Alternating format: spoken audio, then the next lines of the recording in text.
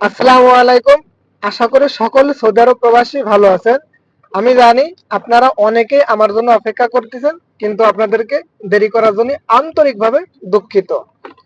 যাই হোক, প্রথমে চলে যাই মূল কথায়। কিন্তু তার আগে একটা কথা বলি, আমার এই ভিডিওটা দেখে অনেক মক্তব ব্যবসায়ী আমার চ্যানেলের পিছনে লেগে যেতে পারে। যদিও এর জন্য আমার কোনো অসুবিধা নাই, আমি জানি লেগে যাবে, অতীতেও লাগিয়েছে। যদিও ছোট চ্যানেল, তারপরেও আমার চ্যানেলের পিছনে লেগে গেছে। এখন চলে আসে মূল কথায়। প্রথম কথা হচ্ছে লাগে, যারা মক্কা মদিনায় ঢোকার সময়, হজের সময় যারা জরিমানা খাইছে 20,000 রিয়াল, তাদের জরিমানা কি দেয়া লাগবে কিনা? হ্যাঁ, তাদের জরিমানা দেয়া লাগবে। জরিমানা পরিশোধ না করলে পরা ইকামা হবে না, ইকামা রেনু হবে না। তাদের 20,000 টাকায় দেয়া লাগবে, 20,000 রিয়াল। এখন কথা হচ্ছে লাগে, এটা কমানো বা কাটার কোনো সুযোগ আছে কিনা? দেখুন, যতদিন সরকার সুযোগ না দেয়, সৌদি সরকার, ততদিন আপনার এই সুযোগটা থাকবে না। ততদিন আপনার সম্পূর্ণই পেইড করতে হবে।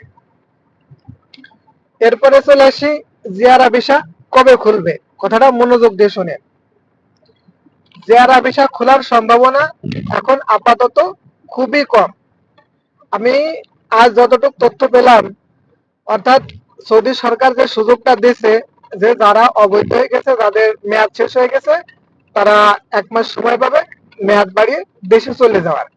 অর্থাৎ এই কাজটা যত দ্রুত সম্পূর্ণ হবে, আমার কথা বোঝার চেষ্টা করেন, এই কাজটা যত দ্রুত সম্পূর্ণ হবে, তত দ্রুতই জিয়ারা ভিসার মাল্টিপল ভিসা খুলে যেতে পারে। যত দ্রুত সম্পূর্ণ হবে।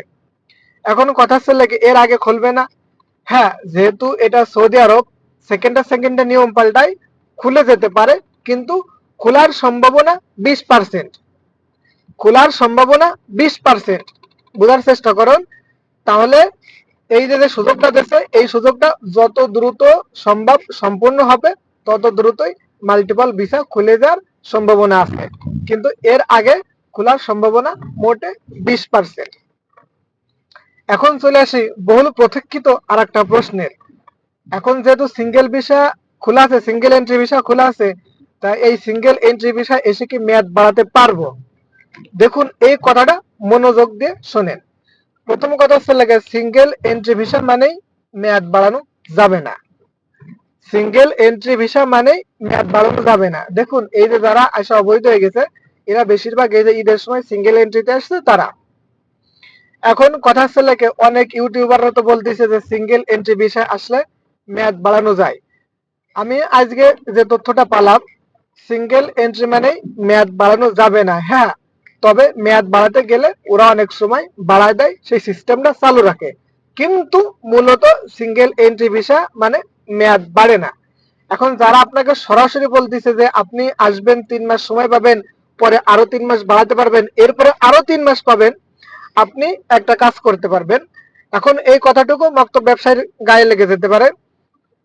আপনারা তাদের সঙ্গে একটা চুক্তি করবেন, একটা চুক্তিতে আসবেন যে ঠিক আছে, আমি আপনার কাছ থেকে ভিসা তুলতেছি, আপনার বক্তব্যের মাধ্যমেই কাজ করাবো। কাজ করানোর পরে যদি এই দেশে আসে যদি মেয়াদ বাড়ে, তাহলে তো বাড়লো। আর যদি মেয়াদ না বাড়ে, তাহলে আমার বাকি টাকাগুলো আপনারা রিটার্ন দেবেন। বাকি টাকাগুলো, সরি, যে টাকাগুলো খরচ করে আসছেন সেই টাকাগুলো আপনারা রিটার্ন দেবেন, যেহেতু আপনাদের আশায় আমরা আসছি।